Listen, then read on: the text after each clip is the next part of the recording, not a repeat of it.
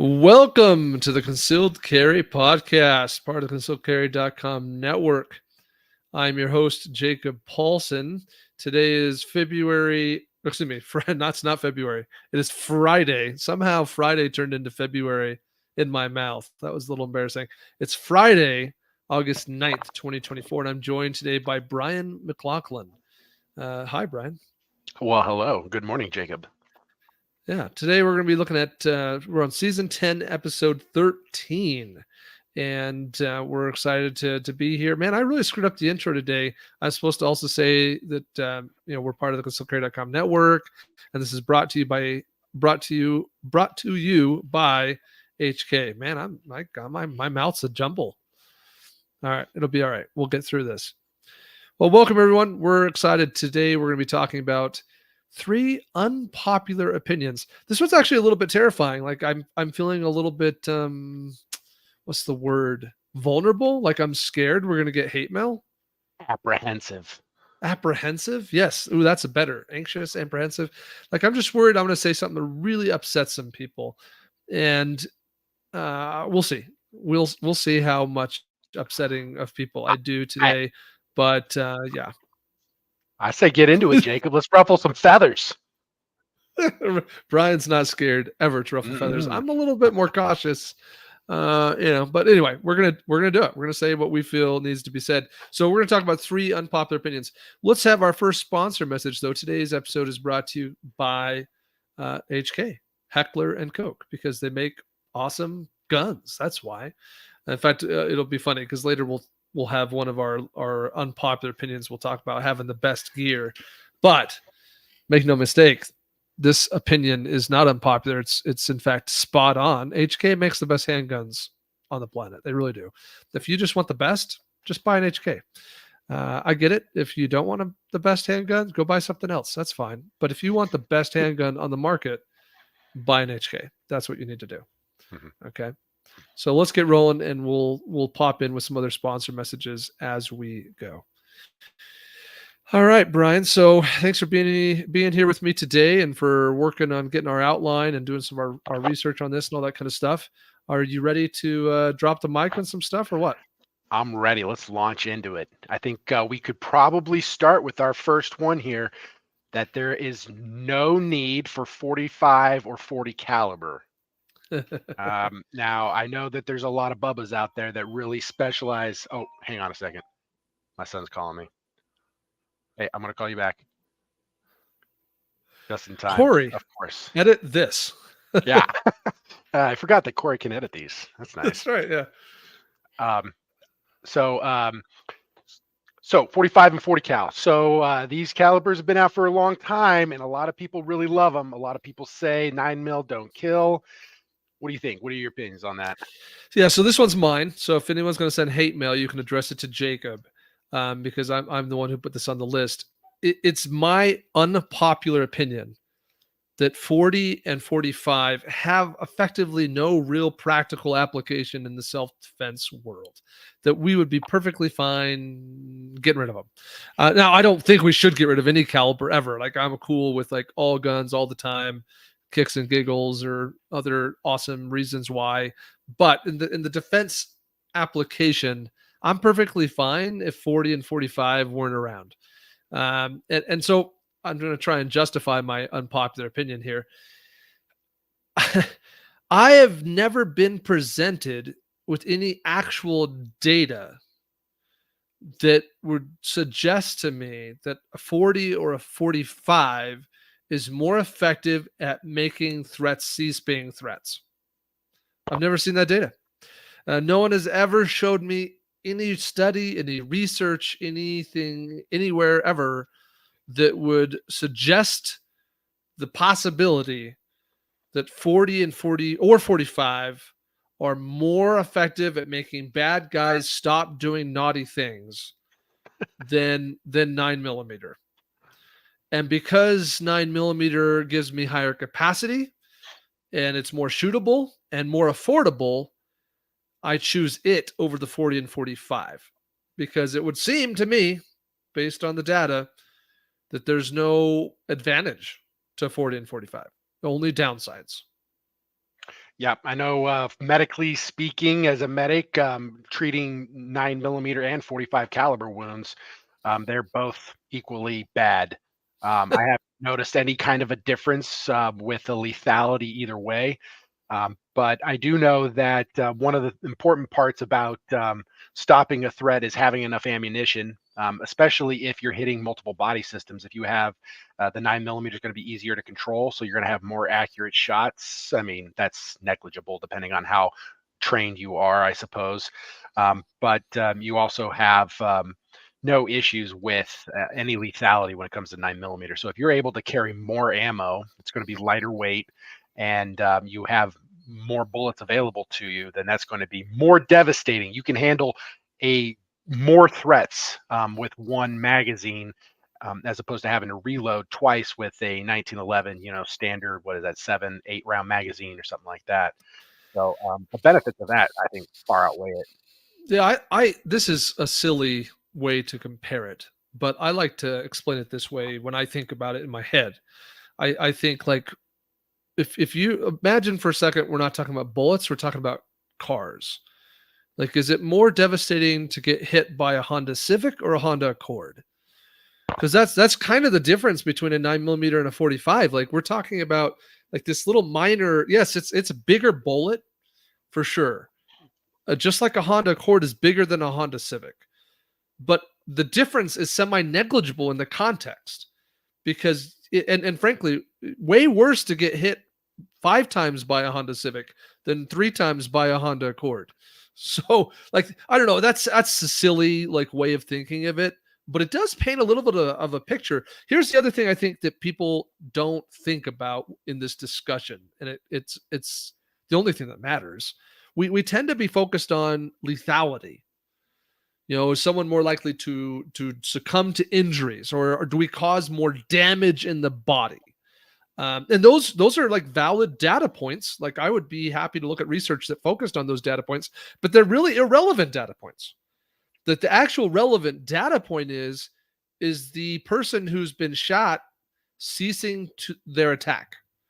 All right, are they physically or emotionally opting out of continuing the attack because they are either unable or because they just have decided it's no longer in their best interest to do so?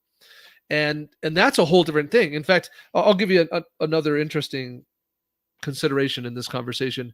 A couple times on this podcast, we have referred to research that's been done by Dean over at ammoland.com.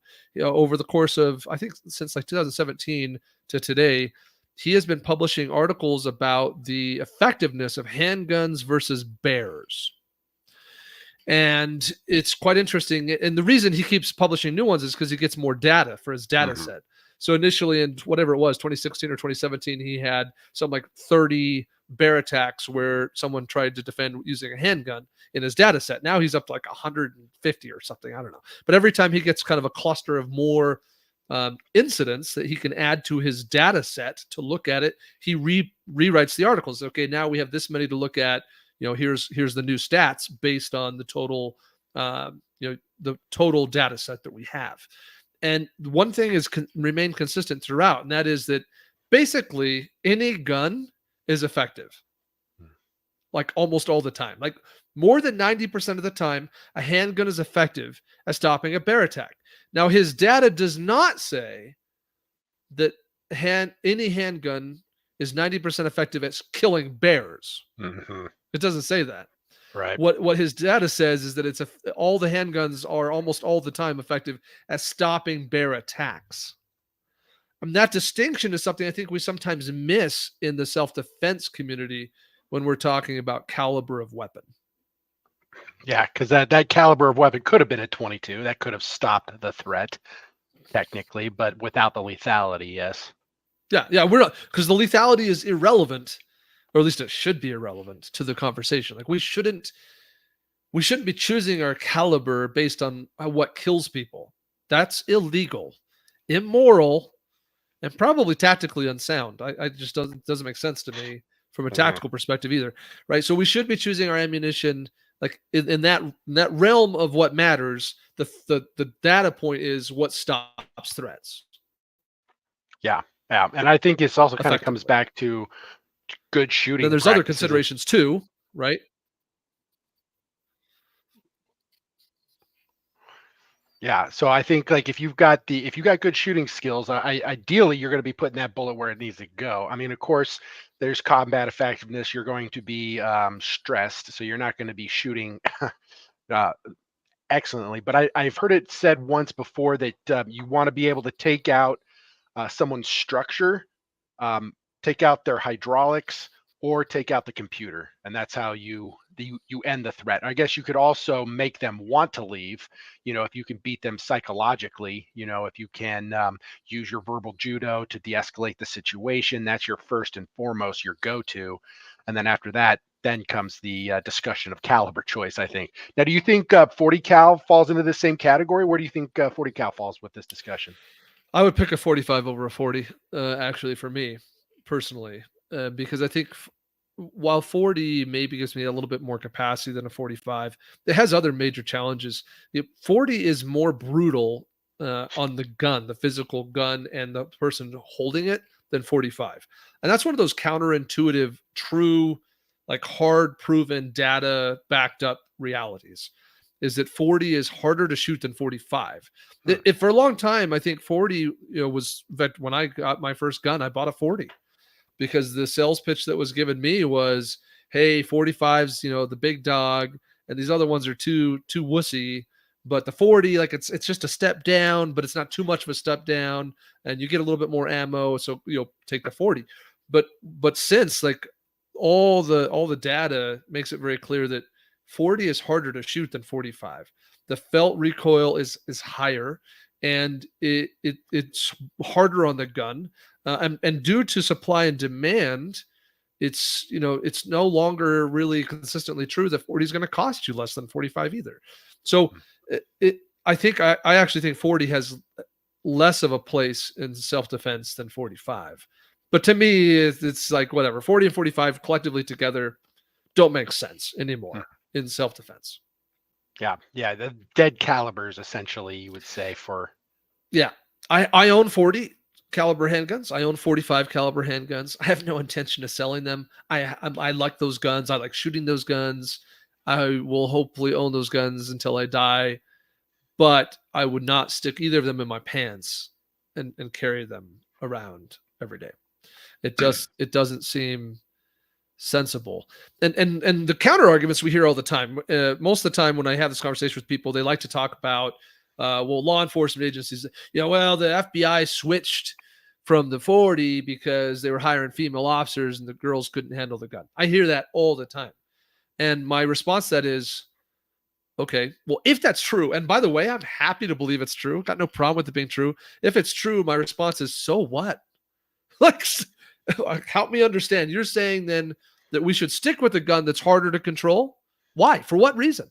Like, the FBI had no data to suggest that the 40 was more combat effective, that it was more likely to stop threats. Like, that Ooh. never show me that data. You know, this is another one of those unpopular opinions that we could have put on this list, but this is one of them. Is just because law enforcement does it or just because the military does it doesn't mean that that's what we should do as civilians. Like different areas of operation, different mission sets, different skill sets. You know, just because the FBI is rolling out with this 40 cal doesn't mean that we should. You know, I mean, we should pay attention to why they're doing it. That's a Yes. pretty good thing to pay attention to. But also, that doesn't mean cut and dry 100%. We got to do it the same way, right? Sure, I agree with you 100%. Like oftentimes, some of our greatest insights in this industry, like our greatest learnings and things that we gain, come from law enforcement or military arenas of operation. So I absolutely want to pay attention to what they're learning, what they're doing, the data that's being collected and looked at. Like all that matters to me a ton. I'll give you a positive example. The FBI really pioneered the way today that we test ammunition. So ammunition ballistic testing, how we compare ammo A to ammo B, is something that was really pioneered by the FBI.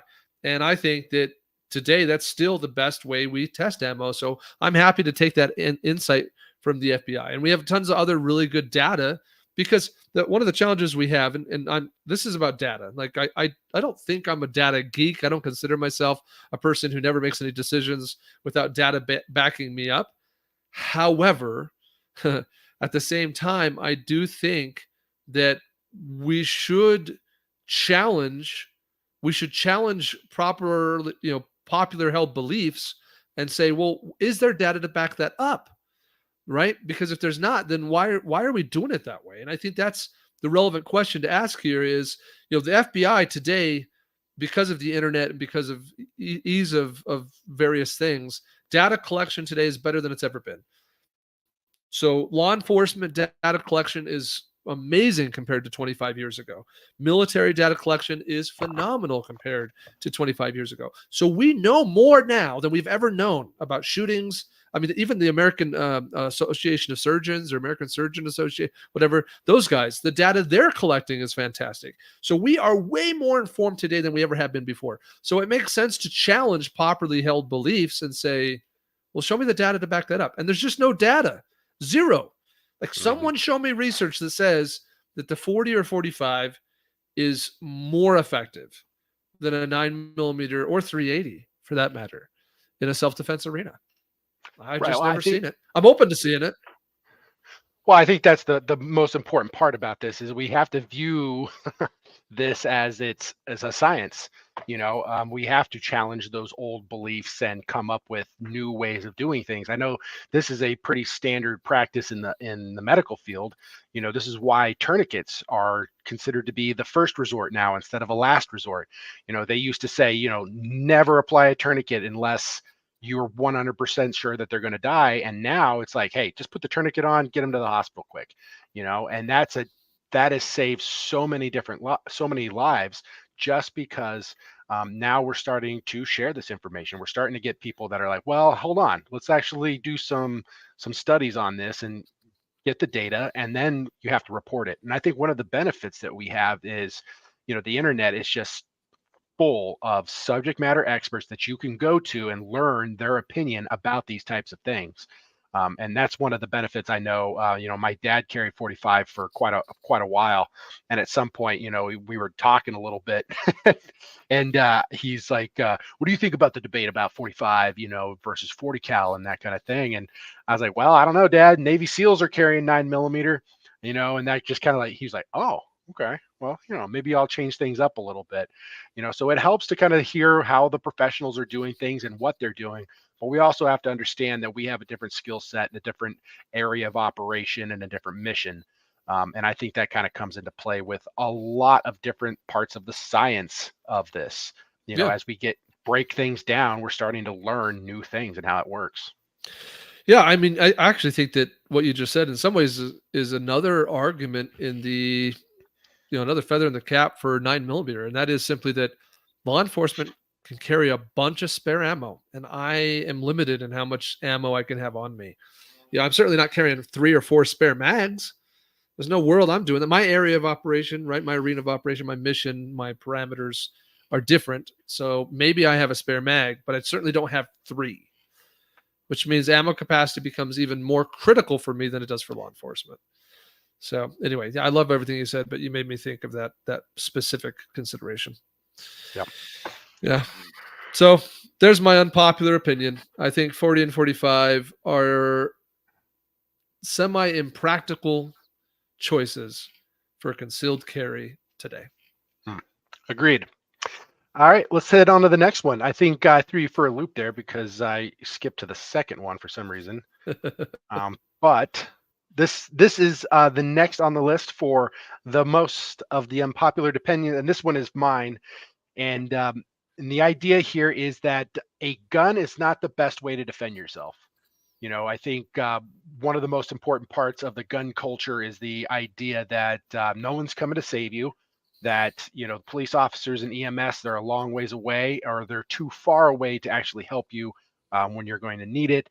And so you need to get a gun so that you can defend yourself against a violent attack.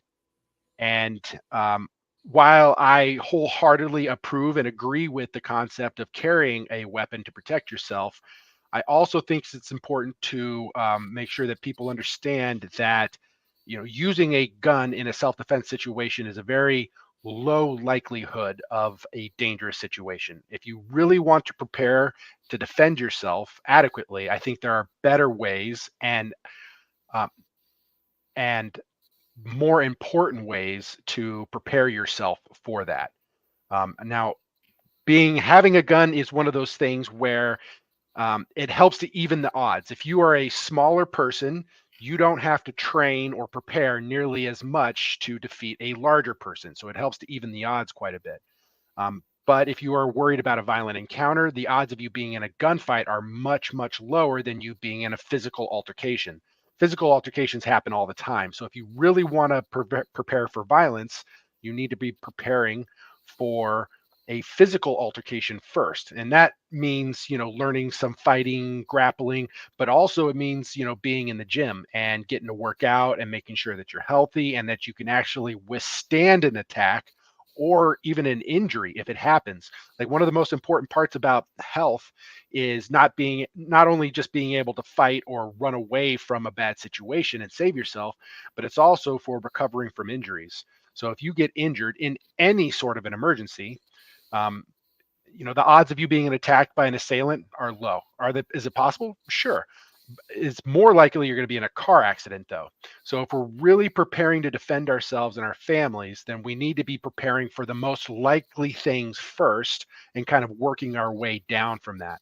So if you're only paying attention to, training with a firearm, I would caution you against that.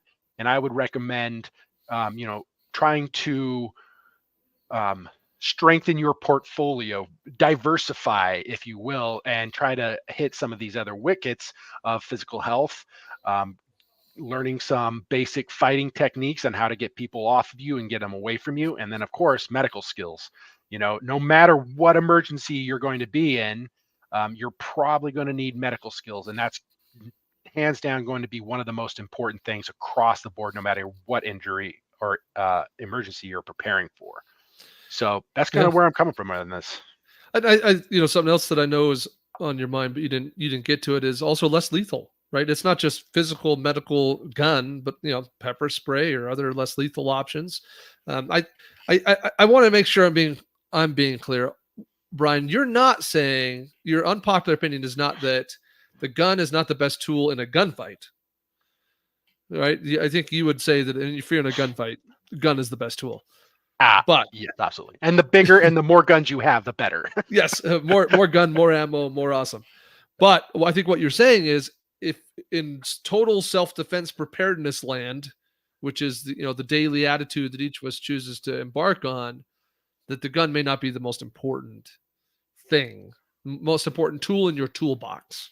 Exactly. That's what I'm thinking, is like, what's the philosophy behind why we're doing what we're doing? Why are we learning how to defend ourselves? Like, what is our goal here? Is our goal are we just role playing here? Are we just putting on a gun because we think it's cool? Or are we putting on this gun for a particular reason? What is that reason? And do we have a logical reason for why we're carrying that gun? And I think if we're carrying that gun, that means we're trying to defend ourselves and our family. And we also need to think about, how can I do that better? And I think the best way you can do that is you start preparing for the most likely situation first and start working your way back towards less likely options. So I think if you're really trying to defend yourself or become a better defender, then maybe we should be paying attention to, this as a whole piece, as part of just one piece, which is the gunfighting. Yeah, I agree. And I also kind of disagree a little bit. Like, I'm a little bit on the fence. Like, what I agree with is your overarching concept, which is more tools so that we can solve more problems appropriately. What I do disagree a little bit with is the idea that we should prioritize our preparedness based on probability. Because I think that there's an argument for, probability be danged. How about stakes? Like, instead of odds, stakes. So me needing a gun, probability is highly low, but in the situation where a gun would be needed, the stakes are very high.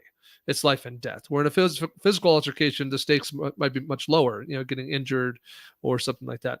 So I do think that, I don't know if I'm totally on board with prioritize purely based on probability. But I think more to your point, I think what the main thing you're trying to communicate, which I'm 100% on board with, is if we think that by slapping a gun on, we're 100% good to go in the self-defense prep, check. That's extremely foolish, naive, and unwise. That being more prepared for more things is important. And I think too that you might be listening to this and maybe you are 78 years old.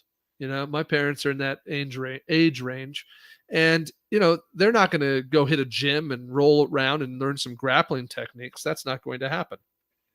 But they can, get a certain degree of physical activity to do the best they can to maintain good physical strength and endurance within the confines of what they're able to do in their circumstances and age and whatever other restrictions they might have.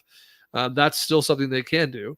And they still can choose to carry pepper spray. They can choose to be alert to practice good situational awareness. They can choose to take a class or get some skills relative to de-escalation, conflict resolution. They can choose to learn some medical skills and have access to medical gear so that when these situations arise, they're not just limited to the gun being the only thing they got. That's when all you have is a hammer, everything looks like a nail, and that is tactically, ethically, and legally problematic.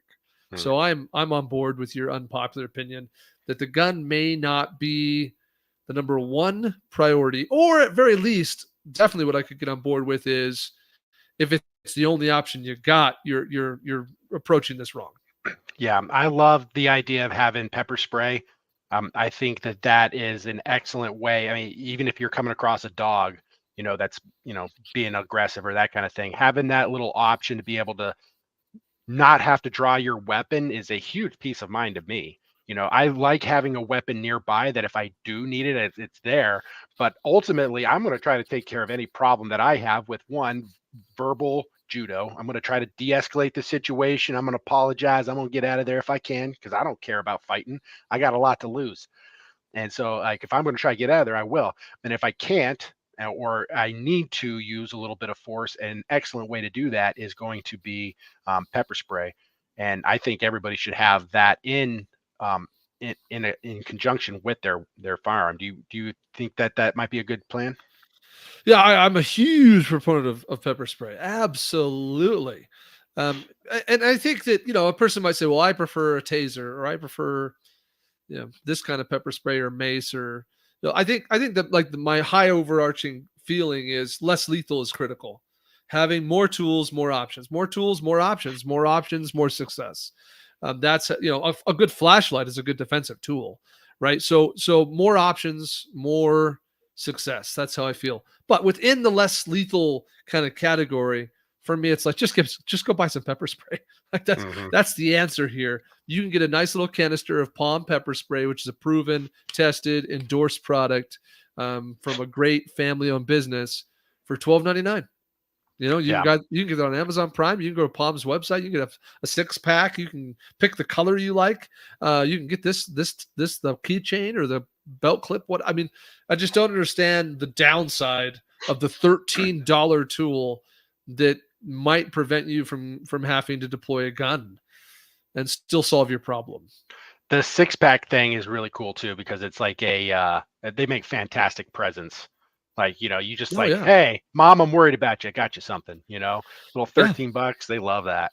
Yeah. And I love I love that they have water inert trainers. So I can give water inert option to, along as the gift or as a family, we can go play with the water ones, get a sense for distance, spray pattern, quantity of fluid, all those kinds of things, length, time of deployment. We can learn how to use the tool so inexpensively. I mean, you can buy a 4-pack of real pepper spray along with a 4-pack of water inert trainers from Palm for less than the cost of 2-3 boxes of ammo. So I just, I don't, why not? Like, why wouldn't you do that? I like what you also said though about, your parents, about how they're not going to go grappling classes and things like that. And I think that's a good distinction. Not everybody is going to be, Michael Jordan, but you can go out there and learn a pretty good mean game of basketball and you can stomp, pretty much the average Joe Schmo on the basketball court. And you're never going to be Michael Jordan, but we can also try to be the best version of what we can be, and I think absolutely. Everybody is going to benefit from having that a little bit extra boost, to that whole section. So I think that's cool. Yeah. Pick, we all operate within restrictions and limitations, financial, time, and physical. And so you just got to say, well, I'm going to just do a little bit better than I'm doing now, or I'm going to try and be a little bit more well-rounded and not allow the attitude of got the gun, good to go, to creep in. Well-rounded. Yeah. I think that might be a good podcast episode. Like, how do you become a well-rounded defender? Like, what are the things and how some resources that you can go to become that, I think would be kind of cool. Yeah. Agreed. All right. We on to the next one? Yep. First, I am going to quickly interject our second sponsor message for the day. So this episode is also brought to you by CCW Safe. CCW Safe is such a fantastic solution for self-defense coverage. If you are not a member, you should be. If you're a member of a competitor, I would urge you to go reconsider. I just saw a new article today, Brian, published by Recoil Magazine, where they compared a bunch of different self-defense providers. And in fact, it looked like they stole information right off our website, which is fine, by the way. It's not proprietary information. On our website, we have this big comparison chart where we compare all the self-defense companies and talk about the coverage and stuff. And the Recoil Magazine, they look like they took that, like the format and exact thing of our chart and stuck it on theirs, which is, like I said, it's not proprietary. It's not a big deal. But I read their article and they looked at the data on paper and they came to different conclusions than I did. And that's fine, because you can go look at what all these companies offer and you can decide what makes sense for you based on your needs or what you perceive to be important. But the thing I always am trying to communicate about CCW Safe is that they offer things that you can't see on paper, things that the comparison chart does not tell you or cannot show you. And that's what you've got to understand, is that when it comes down to it, like, yes, the agreement you have with that provider is important. How much money they'll pay, what they'll cover, all that super good, important. And I think CCW Safe stacks up against any of them. But what the paper doesn't tell you, the contract can't really convey, is the actual effort they take to come to your aid when it's time.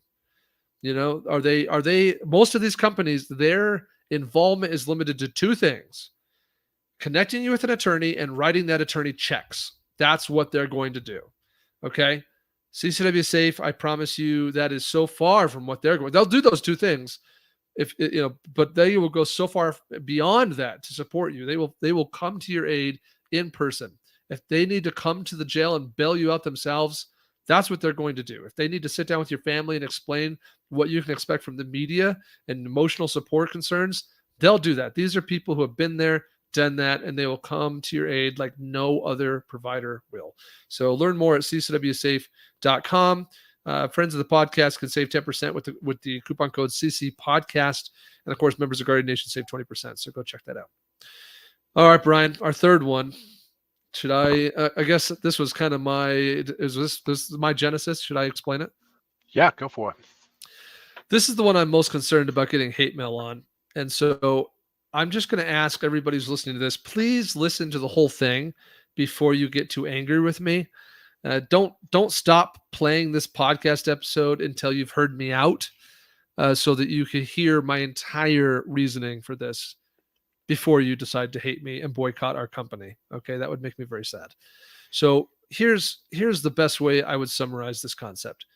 I think there's kind of two sides of it, but I'll put it this way. And I'm going to get in trouble, but here it goes. I do think that all constitutional rights, including the Second Amendment, can have reasonable restrictions. And that's just a harsh reality. And then the second half of this, and then I'll explain my reasoning before anyone freaks out too much. But the second half of this is, I also think that what you think the Second Amendment means, while important to you, is irrelevant to the law. And so the problem I see is from these, because it's sort of like, well, here's the unpopular opinion, But the reason I have concerns about them, like there's reasons why I'm concerned that people have these perceptions. There's dangers to thinking that way. And so I want you to understand the dangers, and then I'll come back and I'll explain why my opinion is what it is. So the first is the dangers. It's highly dangerous for you to think that because you feel that the Second Amendment means something, or you think that this is what the founders meant when they wrote it, that therefore that's good enough. Like, a common one we hear is like, the Second Amendment's my permit. Well, I agree with you that if you feel that way, you and I have the same opinion. We both feel or believe or think that the Second Amendment was intended to or should allow you to carry a concealed gun anywhere. Like, we're on the same page. Like, I agree with you. I feel that way too.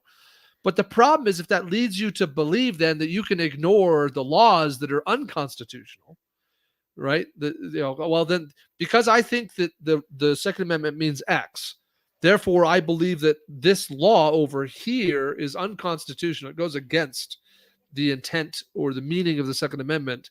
Therefore, I shouldn't have to follow it. That's the dangerous conclusion to arrive at.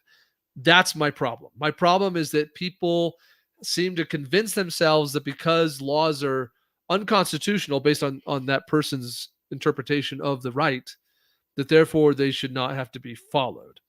And that's obvious. I mean, by the way, if you want to ignore and not follow laws, that's totally up to you.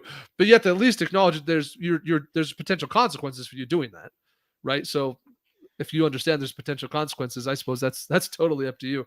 But I also think that we need to be going through the proper channels to fight these unconstitutional laws. I need to be writing legislatures. I need to be, out there making reasonable, good arguments on behalf of my perspective to get rid of those unconstitutional laws or to change them. And in order to do that, I have to first acknowledge that I am a civil. I'm part of the civil process of America. I am subject to laws, even when I don't agree with them. And so because I don't agree with them, I need to go out there and campaign against them. So that's that part of the equation. The other part of this, like, danger, I think, is that I think that we fail to understand that we have to be willing to acknowledge that some restrictions are reasonable. So, for example, if you're like, no, Jacob, shall not be infringed means shall not be infringed, then I got to ask you, are you suggesting that inmates in prisons should be allowed to order guns? Because today they're not. They're restricted. They forfeit those constitutional rights when they're convicted and incarcerated. And if you're telling me that you think shall not be infringed means shall not be infringed, that absolutely 100% of the time, no matter what, under no circumstances, should anyone's Second Amendment's rights be restricted, then you're telling me you think that inmates should be allowed guns. That's an extreme example, Brian, but that's what's like the way people talk about it. I think that's what they're trying to say. And I'm like, whoa, time out. No, like it would be silly on its face to suggest that any of the constitutional rights should have no restrictions. Now, let me redeem myself before the hate mail starts coming. Just a little bit. And then I'll let Brian chime in and we can have more discussion here. I want to make clear that all of the proposals, 100% of the proposals being made that exist today, that are being proposed, that would limit our Second Amendment rights, I find all of them unreasonable. I think that background checks are unreasonable. Like if I had my way, you could go online and order a belt-fed machine gun and have it delivered to your door.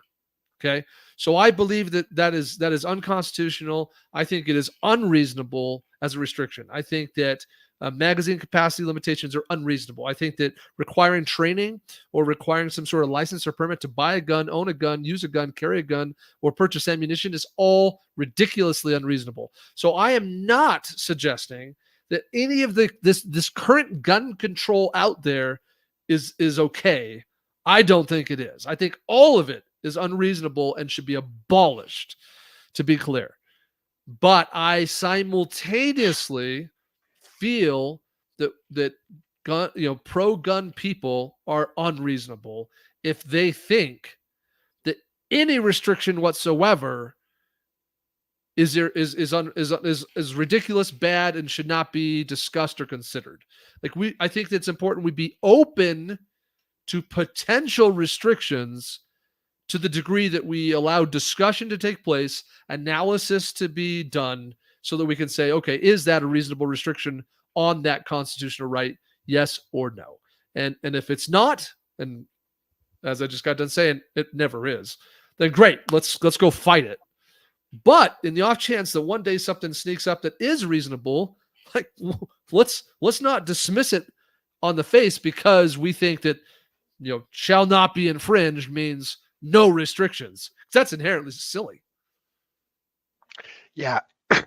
Yeah, I totally agree. I think one of the main issues that we tend to have here is that you can't have a discussion with somebody who says there's no way you can change my mind. Like, I don't know if you've ever had a discussion with somebody where they're like, well, I'm sorry, but nothing that you say will ever change my mind. I have my opinion, and this is my opinion. No amount of evidence and no argument is going to get me to change my mind. And that is, I think, the exact wrong way to go about things. I've had one of my very close friends was like this, where he was very like dead set. Like once he made his mind up, that was it. He was not going to change it for anybody. And for a long time, I used to think that that was a strength. Like that was. I thought that he was just very stubborn, and he was just very hard headed about what he was doing. And I thought that that was a good thing for a long time. But after a while, I've come to really not respect that mode of thinking. I know for my own self, there's plenty of things that I have once thought was absolute truth, and I defended it to the very end. Tourniquets being one of those things. At some point, you're taught something wrong. You're taught that tourniquets are your last resort. But turns out, after a lot of study, tourniquets are actually a pretty good thing and they save a lot of lives. And if I was unwilling to change my opinion on that thing, just because I had been raised up in this particular dogma or doctrine that had started all of this, then I would not be saving the lives that I would need to. I'm not taking into account the proper science and the proper philosophies that are going into this, that's being studied very, very diligently by scientists who are doing all this, right? So whenever I interact with somebody who says like you can't change my mind, then there's no point in having a discussion. There is no discussion going on. Our whole goal here is to figure out, how do we do all of this better? How do we maintain our freedoms and protect ourselves? And how do we protect the rest of society from those people who are going to do us harm? And they're going to be out there for sure. And are there better ways and better things that we need to make it safer? um, it seems like it. Yes, I would agree with that. I think that there are things that need to change, and we need to change them somehow. Do I have the answers for that? No, I do not. But that doesn't mean we don't stop talking about it. Like, we need to be able to talk about these things. We got to talk about them in an intelligent and a careful manner. We can't be screaming at each other. That's not going to help anything. If our goal is to win, our goal is to have this discussion. A spirited, passionate discussion is okay, as long as people are, they're kind and generous, and we're all in it for the same goal of trying to fix the situation and come up with something better. And both parties, both people in these discussions have to be willing to change their mind. Otherwise, there will be no progress made. So when I think that whenever we approach things like gun control, I think we have to be careful that we're not getting caught up in an ideology, an ideology of the gun culture, it being the only thing that we need to pay attention to. And there is no argument or evidence that will change our mind. I think we need to be careful about that, or else we're doomed to repeat the mistakes of our fathers, I would say. Yeah. Yeah, I know that's not popular. I know that gun advocates would want Jacob to say any restriction whatsoever cannot be had. Like, just it doesn't matter what it is, the answer is no. And I think that is short-sighted. And by the way, it does not change hearts. If some like we are not going to win anyone to our way of thinking if they believe that our way of thinking is that we're just not open to any restrictions whatsoever, Hmm. ever. That's not how you win. That's not how you win hearts. You win hearts by being open to a conversation, by being willing to hear both sides of an argument, and by looking things on a case by case basis, on an issue by issue basis. Like, you want to talk about background checks? Let's talk about background checks. You want to talk about magazine capacity limitations? Let's talk about that. But to suggest that no, like any conversation whatsoever about any restriction to my gun rights is off the table, that wins no hearts, it solves nothing, and it just gives the impression that we're pig-headed, stubborn idiots. So we have to be open to it. Like, I'll give you something. Here's another unpopular opinion, by the way, for most of the gun community. I think background checks are stupid. I think background checks should be abolished. I've not seen any data that suggests to me that the background check system is stopping bad people from getting guns. Could it potentially, if changes were made to it? I don't know. Maybe, like, show me the data. Like, if you think that refining the background check system, reforming it somehow would actually keep bad people from getting guns, show me that information, and maybe I would change my, because the background check system is a massive inconvenience to me as a gun owner. That's a massive inconvenience. So I say abolish it unless it's actually preventing violence from happening. If it's preventing violence, then maybe I'm open to that being an inconvenience to me. But the problem is, I don't think it's preventing any violence at all. So abolish the inconvenience and get it out of my way. Let me go, exercise my rights without that inconvenience, because it's not doing any good. Hmm. But if someone could show me some data that said, no, Jacob, like, background checks are keeping tons of violent offenders from ever getting a gun, and this is how, then maybe I'd be like, okay, all right, well, I guess I can put up with that inconvenience. But no one's giving me that impression. Like, I'm not getting that data from anywhere. I know that I see the gun grabbers constantly making that argument. Oh, the background check system has stopped 800,000 felons from buying guns this year. It's like, oh, bull crap. That's not true at all. Not even close to true. More than 70% of background check denials are false positives. They're people who should. Oh, there's a dog being loud. Watson, hey. Corey, you might want to edit that too. Hey, Watson. Okay, Both of our go ahead. puppies are making noise. Yeah, I can't tolerate on the face this idea that we can't be open to any conversation. But I simultaneously cannot tolerate on its face the idea that because something sounds like it stops violent crime, therefore it does. Like, we actually have to look at stuff and, like, learn stuff and be informed.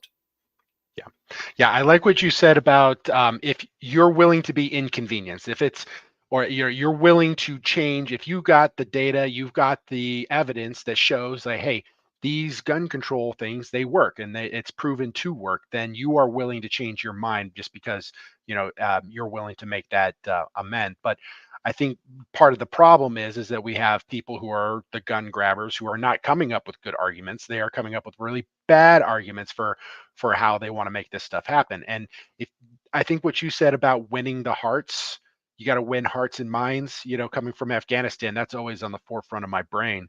Like, how do we win them to our side? How do we show them that, we have the better arguments? And we can't do that if we don't have our own data, if we don't have our own good arguments to come up with. And we have to be willing to show them that, hey, we're willing to change too. Like, if we want them to change for us, we have to be also willing to change for them, and to show them that we are willing to do that. Otherwise, both sides just set their feet in, and then it's just us versus them, and nothing actually gets accomplished. So yeah, that's the hard part, is you got to deal with all of that, the standard rhetoric that comes around this type of political problem, and both sides just setting their feet and unwilling to talk about the issue. And I think that's really, kind of the underlying key component of this, is that this whole idea that what about shall not be infringed, don't you understand, is okay. I get that. I understand the philosophies of that, and I am fully on board as well. Also, I want the best outcome for America. I want for my needs and my wants to be recognized, but also I'm willing to give up some of those needs and wants if I can better support my community and my country, and that's what everybody decides that they want. Um, but the only way we're going to do that is with good discussions, and by saying not one more inch or shall not be infringed, you're taking the discussion off the table and you're saying you can't change my mind. And if they can't change your mind, then we're not going to be able to change theirs. Yeah. Yeah. I think that the founders had strong feelings about this, and so I feel equally strongly that we should not be infringing on our Second Amendment rights unless it's an extreme and clear danger to society to not take action. Right? Unfortunately, we're just not seeing solutions. No one's proposing solutions that are going to have any impact on violent crime. So screw all those solutions and let's go fight them in the courts, which is what's happening right now. And we're having a lot of victories. The last 2 to 3 years have been a massive amount of pro-gun legal victories. And so I'm very glad to see courts interpreting the Second Amendment the way I believe it should be interpreted, the way I think it was intended to be when it was written. So let's go, further our rights, but let's be open to conversations, and let's also be informed enough to be able to back up our opinions. Yeah. All right, and that's our top three. We have a couple bonuses here if time allows, but I wanted to just say before I forget to say it that me and Brian could be wrong too, right? Like part of this whole thing is that Brian and I have to be willing to say that our unpopular opinion could also be wrong, right? So we're also open to conversation. If you want to get an email off to us at podcast@concealedcarry.com with your thoughts, we'd love to hear them. These are unpopular opinions. And if we're going to stand here and say that others have to be willing to have conversations and listen and, make reasonable arguments, then we also need to be open to that. I would just like to say I have never been wrong in my life. So I'm very confident of that. We have a live viewer on YouTube who just wrote, here's an unpopular opinion. Beards are gay. Who said that? The one and only Nicole, huh? Well, interesting. I don't know how you would know that, Nicole. But okay. Ryan doesn't know what to say. I don't know how to say that. All right, I'm going to sneak this last one in just kind of really quick as a number 4, as a bonus unpopular opinion, because we just have a few more minutes left, so we won't be able to talk about this one at length. But I'm very frustrated with people who think that if you don't do everything perfect with your gear and your loadout, then you shouldn't do it at all. Well, if you don't carry an appendix, then you shouldn't carry it all. If you don't carry a full-size gun, don't bother carrying a gun. If you don't have a round in the chamber, leave the gun at home. If you're going to have a manual safety, then what's the point? You might as well just run, because the gun's not going to help you at all in the gunfight. If you don't, whatever, insert, strongly held belief here. If you're not compliant with that strongly held belief, then what's the point? Like you shouldn't even bother because you're doing it wrong. I hate that extremist, ridiculous, shameful attitude that seems to be very popular on social media. Because it's really easy to point at others and point out their failures and how they're not doing it just exactly the way the experts say it should be done. And that really drives me bonkers. Yeah, I think one of the most important things that I think I've learned with all of my firearms training is through the years that I've been training, I've realized how important it is to learn from other masters. You get the chance to go and take some gunfighting classes from other masters, then you have an option to take on what they know. I know originally when my dad first taught me to shoot, he taught me pretty much the right way to shoot. The common ways that people talk about side alignment and trigger control and all these different types of things. My dad taught me those. But if I had only used that example for how to shoot, I wouldn't be the shooter that I am today.